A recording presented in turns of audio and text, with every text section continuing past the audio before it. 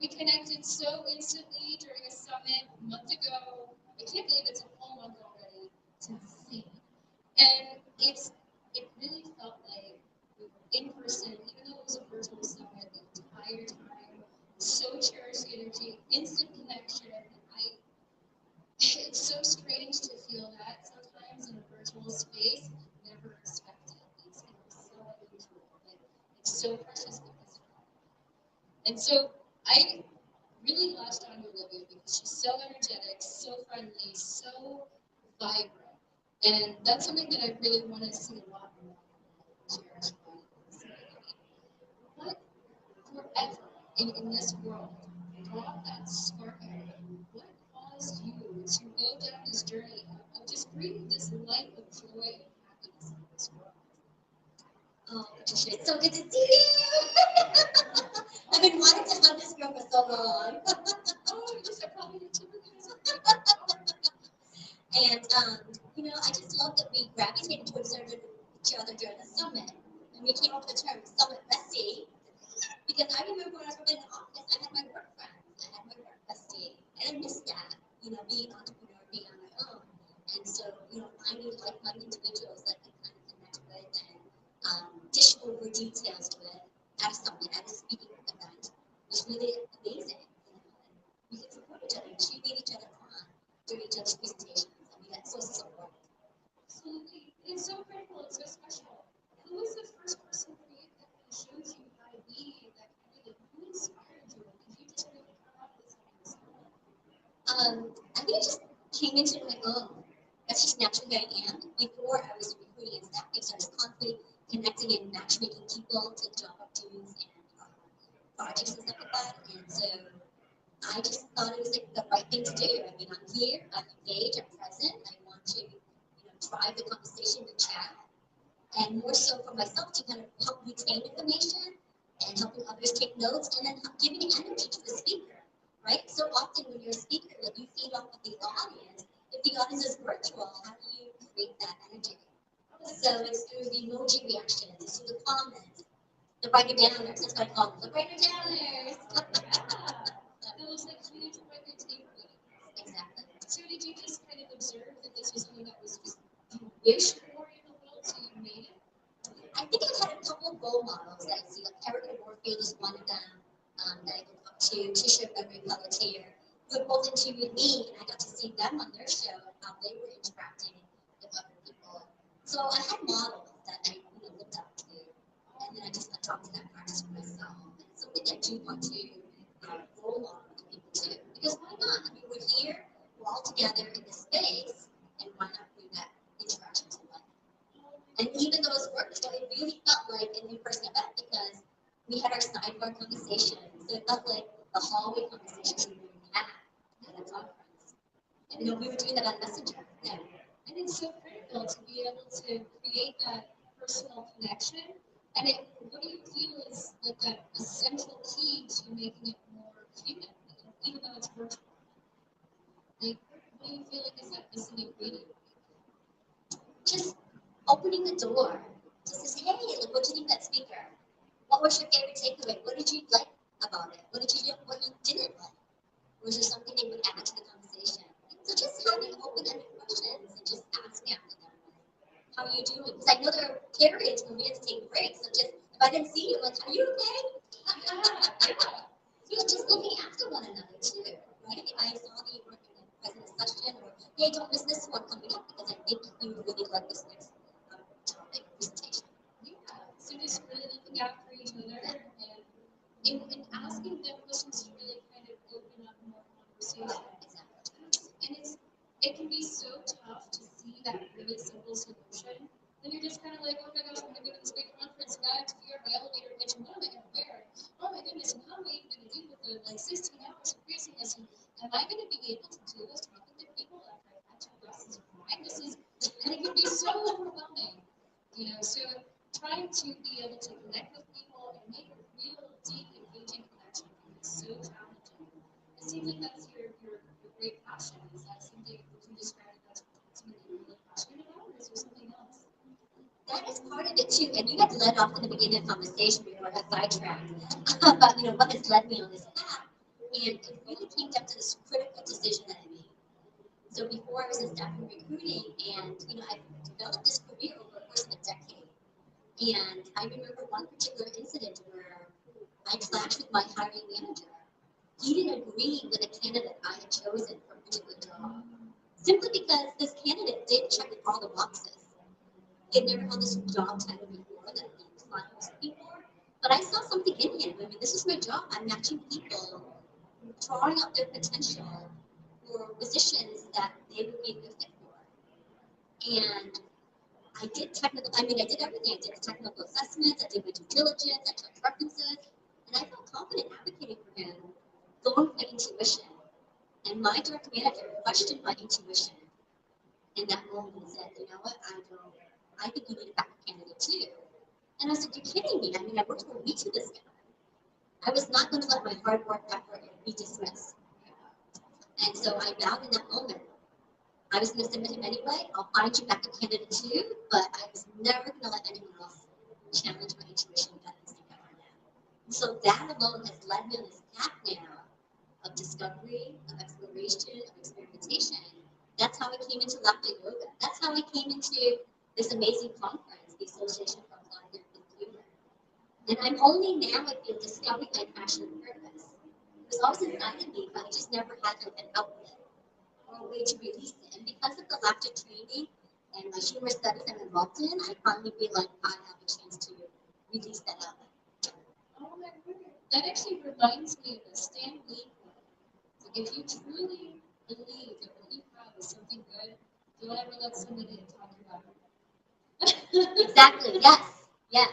Oh my word. So you've really gone down this road, and I think you've even gone to writing a book about it. Yes. Oh my gosh. So, I love social media. I always want to include social media in my recruiting practice. And LinkedIn was my go-to tool. And so even after I left recruiting, I was in a lot of business networking events where people are like, LinkedIn, what's that? I don't need that. I'm like, oh my gosh, it couldn't be further from the truth. Yeah, because in their mind, they thought LinkedIn was a job hunting site. They thought it was for posting their CVs or resumes. But if you're in business, why not talk about your business? Why not create a mini brochure, a mini free website about your services you provide and your special skill sets and find someone to work with? And so that led me to writing a chapter for Ready Connect Grow. And so in this chapter, I'm especially proud of it because I came up with the building blocks of LinkedIn relationships. ABCD, just like stacking the blocks. So A stands for attraction, B is bonding, C is collaboration, and D is discovery. So I just want to highlight this moment because we were attracted to one another. I loved your LinkedIn profile, right? So even during the summit, I mean, you're on the summit, you're trying to get to know people. I look up everyone's LinkedIn profiles. So even though mine had so much that I needed to do with it, it still showed something. And you know why? Because you had a cartoon avatar for your profile picture. So that alone made you stand out and attracted me to you. Like, you know what? This is so cool. Because yes, you do want a profile picture. Yes, you do want to make it professional, but it's fun to sort of have this avatar too. And the fact that you made your cartoon avatar, I was like, this is someone special. Maybe she's involved in AI, which I later came to discover that you were. Maybe she's involved in technology. Maybe she's involved in. Wanted me to get to learn you more. Like, oh, how did you design that? What app did you use? Right. So the number one component of LinkedIn profile is attraction. What is going to attract people to your profile? Then the next letter B is bonding. As I got to read and know about you, you had this term that you called yourself the board executive. I was like, board executive? And you were not the typical board executive member that I had in mind. Definitely not stodgy. There's nothing stodgy about you. Oh my goodness. And I mean, I've said a few times that you can probably pay me enough to not swear, but I have no guarantees. So the swearing jar invented by Patricia. yeah.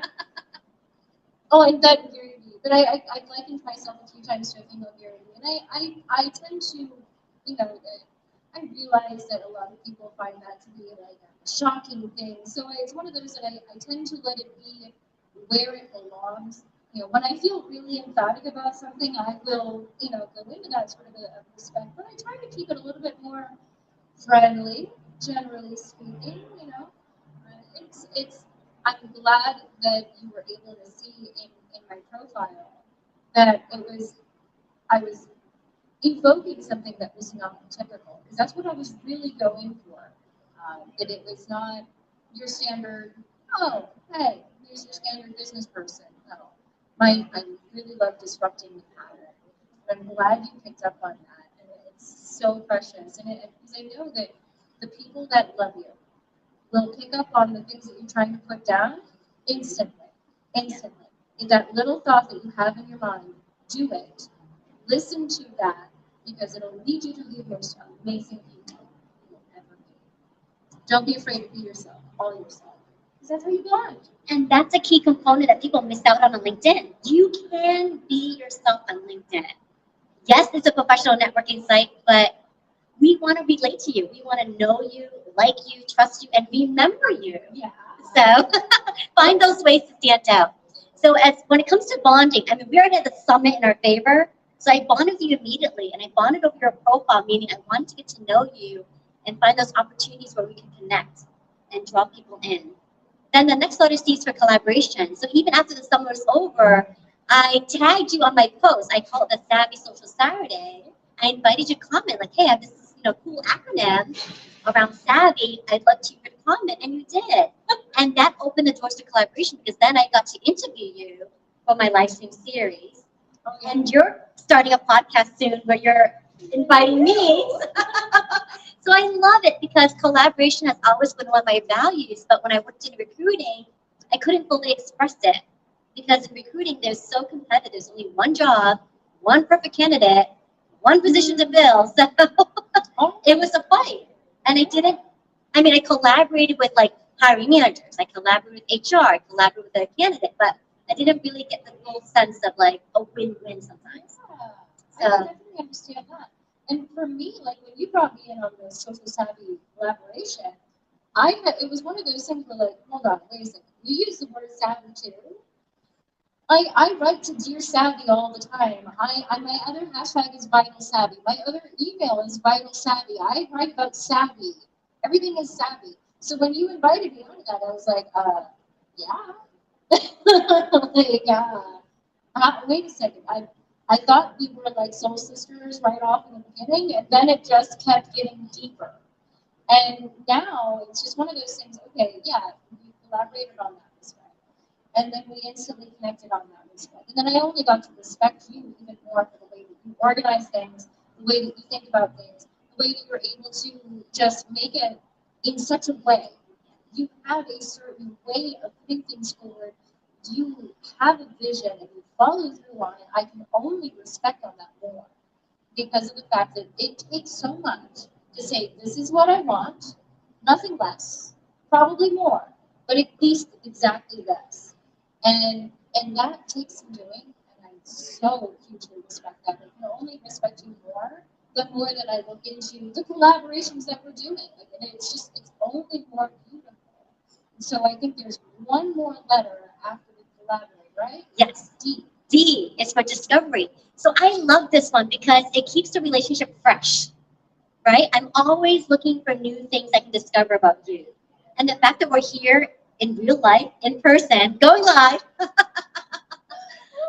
just intensifies all those other elements of the attraction and bonding collaboration. Yes. And because I discovered that we both have a passion for pineapple. And we will both also sit and drink about one drink, and that is enough. and we wear the crowns on our heads so perfectly. Yes, we do. Yes, we do. Yeah, I'm not chicken, darling. We are beautiful. Yes.